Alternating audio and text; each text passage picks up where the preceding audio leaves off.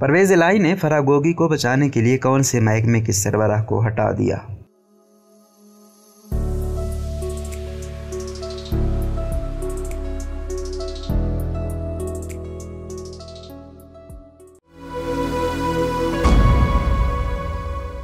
मुस्लिम league काफ के रहनुमा परवेज इलाही ने वज़ीर आला पंजाब बनते ही इंतजामी ओहदों में तब्दीलियां कर दी। फराह गोगी के खिलाफ तहकीकात करने वाले महकमा एंटी करप्शन के डायरेक्टर जनरल को भी ओहदे से हटा दिया। वज़ीर आला पंजाब ने DG anti corruption Rana Abdul Jabbar और CCPO लाहौर बिलाल सिद्दीक कमियाना को ओहदों से हटाकर IB रिपोर्ट करने की हिदायत की है।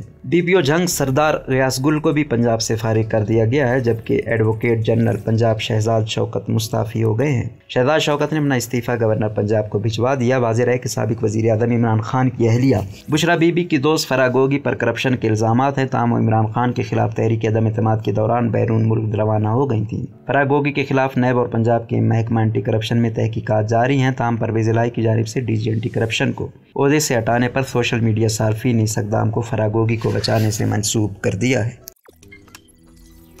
रोज़नामा कुदरत की वीडियो देखने के लिए अभी YouTube चैनल पर सब्सक्राइब करें और बेल आइकन पर भी क्लिक करें।